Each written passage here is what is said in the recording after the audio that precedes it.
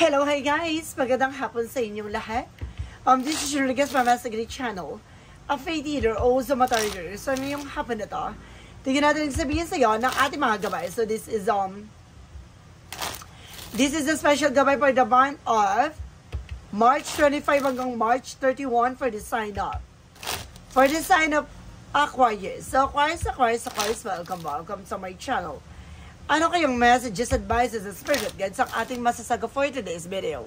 Kanina kayang energy o kaganapan sa buhay ng mga Aquarius ang ating mahaginap. So guys, this reading is a journey lamang, hindi lahat makaka-resonate. Kunin lamang po ang makaka-relate sa inyo and comment down below kung kaninong energy ang ating nasagap. And of course, don't forget to like and subscribe my channel and hit notification bell for more videos update. Maraming salamat po sa mga walang sawa pagsuporta sa aking channel, lalo-lalo na ang hindi nag-i-skip ng ads away, pagpalain kayo ng Diyos at may kapaliksik-lig na guumamo na biyayang manang balik sa inyo. So let's see guys, what is the messages and advice sa iyo ng ating angel spirit for the sign up Aquarius? So let's see and watch this.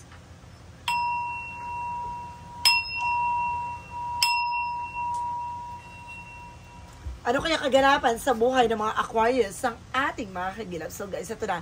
Ito ngayon at bubulabugin natin Angel Spirit. Please give me information po. There's a strength card. Confident. No, kailangan maging malakas ka, maging matibay ka. No, sa lahat ng mga bagay na pinagdaanan mo, kailangan palaban ka. Ganon. Lakasan mo ang kumpiyansa mo. No, sa lahat ng ginagawa mo. And there's a two-way partnership. No? Kumaga magiging maganda na rin ang takbo ng iyong relasyon. There's something unconditional love. There's a something partnership. And there's a 6 of Wands for victory is yours. Na may mga bagay na magtatagumpay ka dito. No? And this is something the Seven of Swords with stickiness. Na mag-ingat ka lang dito. There's something, get my information. There's a spying looking, watching at you. No? May sumusubaybay sa'yo. What is additional messages? There's a Knight of Wands for slowly but surely. No? Maging mahinahon ka. No? Maging padalas-dalas sa lahat ng gagawin mong actions. And this is something that Seven of Swords with a sabotage. No? Mag-ingat ka sa mga taong sumasabotahe sa'yo. Sa mga taong, kumbaga, nanggugulo sa'yo, or kumbaga there's something betrayal, na parang tinraidor ka, niloko ka. There's a strength card, represent what? There's a 6 of Pentacles, giving and receiving something by the universe. Na magtutuloy-tuloy na about sa finances for you. Lakasan mo lang pakiramdam mo dito, how to do something about creating money, no? About sa negosyo, trabaho, hanap buhay mo. Maglakasan mo ang loob mo, lakasan mo ang pakiramdam mo. What is the Two of Cups? There's the World card. No? Some of you guys, makikilala mo yung partner mo, international, or there's something success and trouble, guys. Na maaaring makapag-trouble kayo ng person mo. What is the 6 of Wands? Represent summer moment. Now, there's something changes coming in for you na maaaring magdala sa'yo ng victory and success. Now, may mga part dito na maaaring, kumbaga, mababago. No? Pero itong pagbabago na ito, maaaring may mga bagay na masira. Now, let's see what the Seven of Swords. There is a 6 of Swords with the transition. No, unti-unti ka na makakalaya sa hindi maganda sitwasyon. No, makikilala at makikilatis mo na kung sino talagang traidor at sinungaling sa paligid mo. What is the Knight of Wands? What is the Knight of Wands to represent? The Chariot card. There's a something to joining force with an action and movement. No? Kumbaga, unti-unti nang magkakaroon ng changes sa buhay mo at pagbabago na mararamdaman mo. What is the Ten of Swords? Ten of Swords represents the Three of Pentacles. Now, mag-ingat ka sa pakikipag-usap, pakikipag-collaborate na meron ditong tatraidor sa'yo. Now, meron ditong, kumbaga, lolokohin ka. Now, some of you guys, meron ako na-sense ditong na-scam. No? Naloko. It's either, kumbaga, co-workers and of course, parang kaibigan mo pa. What is the strength card? Because the 6 of Pentacles. Represent with the 8 of Pentacles. Just focus, no, sa trabaho, negosyo, hanap buhay mo. Dahil magtutuloy-tuloy na raw about sa finances mo. What is the 2 of Cups? Because the World card. Represent with the Justice card. Makukuha mo yung justisya. No, yung mga bagay na para sa'yo talaga. Kumbaga, yung deserve mo. No, there's a worth waiting for. Yung paghihintay mo ito na matatamo mo na. What is the 6 of Wands? And that's our moment. Represent with the High Priestess. So there's just something guys with an unexpected moment, no? may biglaan dito na maaaring masira pero there's something of victory. Ang pagkasira nito ay maaaring ipanalo mo. No, maaaring nasira dahil kailangan alisin sa buhay mo. Sa landasin mo tong tao na to. What is the Seven of Swords? Request the Six of Swords. There is something, the King of Swords with the stop the pattern. Putulin mo yung mga bagay na alam mong hindi nagsiserve sa'yo. Yung mga bagay na hindi makakatulong sa'yo. Na unti-unti ka na makakalaya dyan. Makakawala dyan. What is the Knight of Wands? And the Chariot card. Reference with the King of Wands, something vision. Unti-unti mo na masisilayan, makikita ang pagbabago dito. Unti-unti mo na mararamdaman ang pagbabago na request yung mga bagay na inasamisam mo. No, yung parang inisip mo lang dati, ngayon abot kamay mo na. There's a Ten of Swords because the Three of Pentacles represent what? Represent with Ace of Wands, something in new project, new plan. No, dito papasok mga bagong proyekto, bagong plano. Mag-ingat ka lang, huwag ka nag-share ng information kasi sasabotahin ka dito, lolokohin ka. What is additional messages for the outcome? For the outcome for you guys, let's see. There's something, the Five of Pentacles for financial crisis and financial loss. And this is something gives me the Three of Swords, something pain. No, maaaring nabudol ka, naloko ka talaga dito. There's a Knight of Wands, something resilience or resilience, no? Kailangan mo magtiyaga at kailangan mo magpatuloy sa ginagawa mo. No, and there's a Hangman, you're feeling stuck. No, parang feeling mo hindi ka makalaya, hindi ka makawala dyan sa sitwasyon mo. Parang nabaon ka dito sa utang, guys. No, parang napunta ka sa isang bagay na punong-puno na problema. And there's an Ace of Cups. Don't you worry, there's a new beginning. Magkakaroon ka ng bago simula dito. And there's a star card for recovery. Makaka-recovery ka rin sa lahat ng aspeto. Love, life, career, or finances. Salamat. Sa lahat dito, guys, meron ako na sense dito, guys, na love scam. And nabudol ka naman dito with your friends. So let's see what is the initial messages for finances and career. And there's a Queen of Swords. No? There's something clear the boundaries. No? Ngayon, lilinisin mo na, ayusin mo na kung sino yung mga bagay na kailangan taong kailangan pagkatiwalaan. No? And there's a Four of Swords intuition. Makikinig sa gut feeling mo.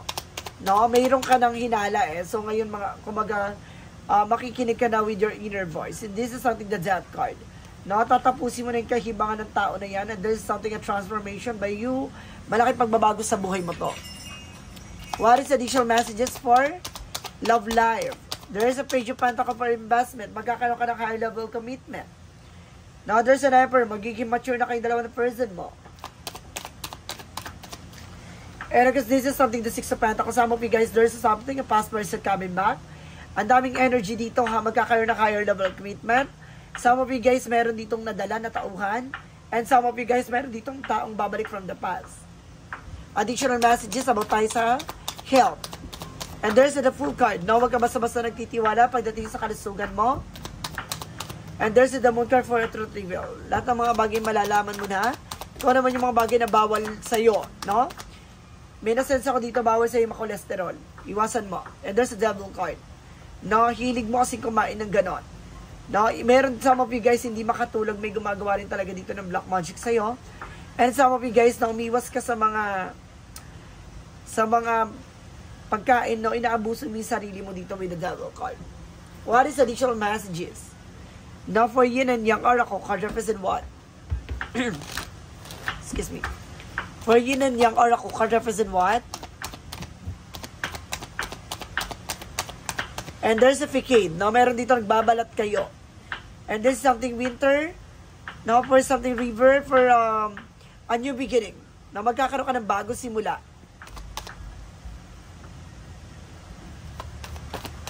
And this is something, guys, without thoughts, na marami pumapasok sa isip mo, sa intuitions mo, and there's a lack and doubt, no? Alisin mo yung pag-alinlangan mo. And this is something spying, looking, watching at you. No, meron talaga nag-i-spy sa'yo. No, may nagdaan talaga gumugulo sa utak mo.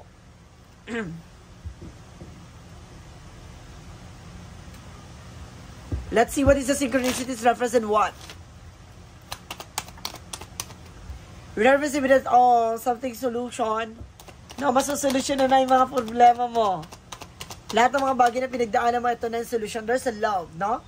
Especially, may konektado din dito about sa love life. What is additional messages? There's something matters. No, ibig sabihin dito related about sa nanay mo. And you're also mother. No, maaring nanay ka na. What is additional messages with the magical fairy messages?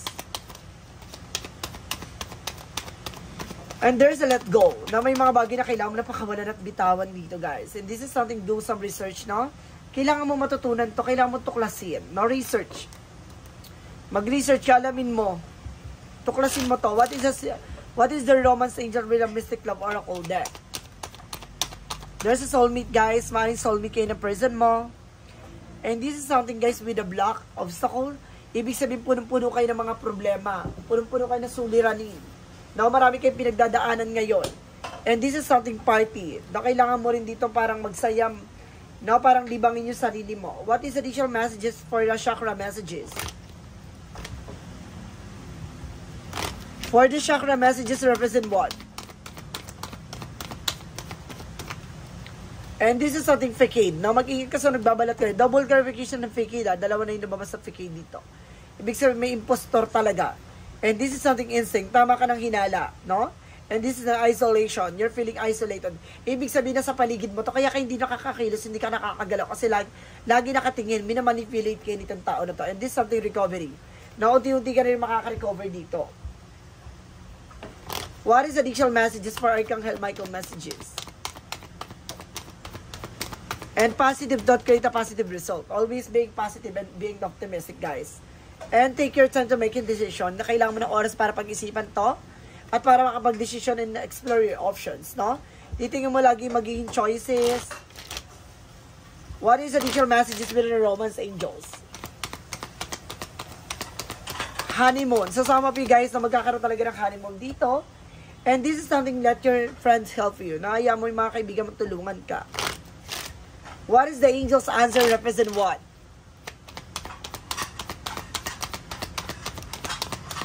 Big happy changes. No, may malaking pagbabago na magaganap sa buhay mo dito, guys. And of course, choose your direction. No, pumili ka ng mga bagong direksyon. And there's a let go. May mga bagay na talaga mo na kailangan ng pakawalan. No, kailangan mo na umalis dyan sa mundo ginagalawan mo. Sa sitwasyon mo. What is additional messages with an angel spirit? And there's this jump in, say yes to change, no? Handa ka dapat sa pagbabago sa buhay mo. Let's see what is additional messages with an angel spirit.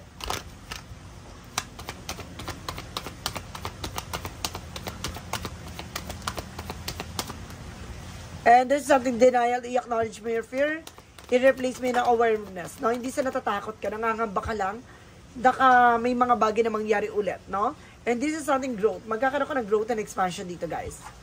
No, mas lalo kang mag-iingat, mas lalo kang, kumbaga, mag-pay attention, mas lalo kang, lalawak, no, ang iyong kaisipan. Oh, there's a third eye, guys. Meron ka talagang third senses, guys. No, malakas na ang pakiramdam mo ngayon. There's a perseverance, no? Kumbaga, kaya mo na magtiyaga. Kumbaga, mayroon ka ng lakas ng loob at tapang. And this is something release. No? Inaalis mo na. No, yung nagsilbing bangungot sa'yo sa nakaraan. What is Archangel Raphael messages? Ibig sabihin, natuto ka na. Stay positive, no? Panatiliin kang positibo sa lahat ng eksena na to. And this is something massage. Some of you guys na kailangan mo na massage, exercise, stretching. What is additional messages? And there's a creative expression. Na ibig sabihin nito, ibig sabihin, libangin mo yung sarili mo. Okay, it's either marunong ka mag-drawing ka. Kung kaya mong gumawa ng mga craft, gawin mo yan. And there's a freedom na makakalaya ka na, no, sa mga bagay na napagdaanan mo or mga pinagdaanan mo. What is the energy? And there's a goddess of the moon. No? There's a lot of revelation. No? Lahat ng mga bagay nito i-reveal sa'yo. Lahat ng mga bagay nito ipapakita at ibabahagi sa'yo. Yung mga bagay na dapat mong malaman, ito na. No? Binibigyang mukha na sa'yo. And this is something happy family. Magiging masayang pamilya mo dito. What is the Monsology represent what? A Monsology represent Nothing is yet set in stone. Now, may mga bagay na hindi pa napapanahon. And this is something, nothing will come this situation. Meron talagang bagay na hindi pa para sa ngayon. Na kailangan mo matutong kang kumalma, no? Enjoy your life. And of course, gawin mo yung mga bagay na makakabuti sa'yo. Let's see what is the Jesus loving code said. Take their not thought for the morrow shall take thought for the things itself. So see, kumaga mayroong bagay na mangyayari sa kinabukasan na hayaan mo siyang mangyari at maganap. Na huwag mong kontrolin, hayaan mo siyang mangyari, kusa siyang mangyari, dahil may mga bagay na kaya yan ibinigay yung kinabukasan kasi hindi pa sa ngayon. So kailangan mo maghintay ng tamang pagkakataon. What is the additional messages with an angel spirit? What are the angel's number? Represent what? Angel's number represent 1717 with a drama alert. Mag-ingat kayo. Ito yung sinasabi ko kanina, parang may nasisend sa akong drama. Na meron ditong, kumbaga, magka-cry-cry lady or kaya-cry-cry man.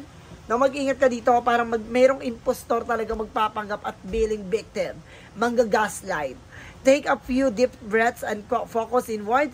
You need to think over and consider your options. All this time, you must rely solely of yourself.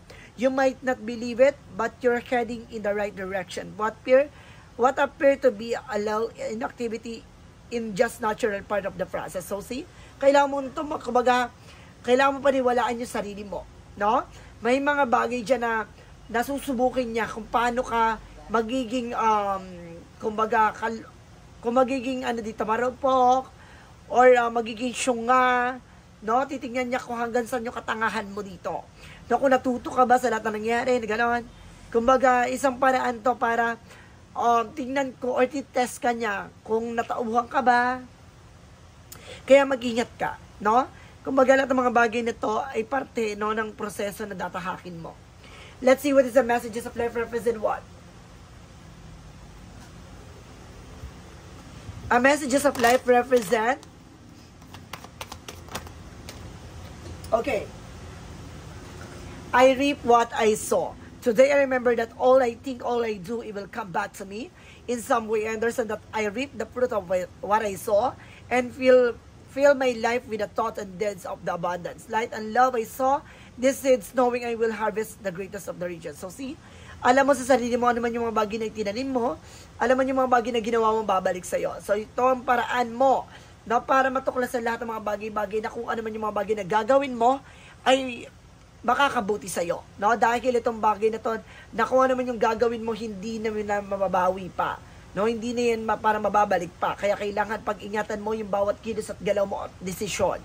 No? Kaya kailangan mong, kumbaga, maging tapat at maging totoo sa sarili mo. Kung ano man yung mga bagay na gagawin mo, mag-reflect sa'yo. So guys, this is a special gabay for the month of March 25 hanggang March 31 for the sign of Aquarius.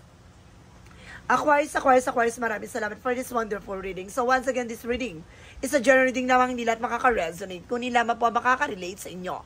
And comment down below kung kaninong energy ang ating nasagot. Because don't forget to like and subscribe my channel and hit notification bell for more videos of Dirks. Maraming salamat po. Sa mga wala sa pag-suporta sa aking channel, lalong-lalo nang hindi nag-i-skip ng ads sa way pagpalaan kayo na Diyos at may kapal. Siksik liglig na gumabaw na biyayang manong balik sa inyo at maraming salamat din sa the next video. Bye-bye! And babush!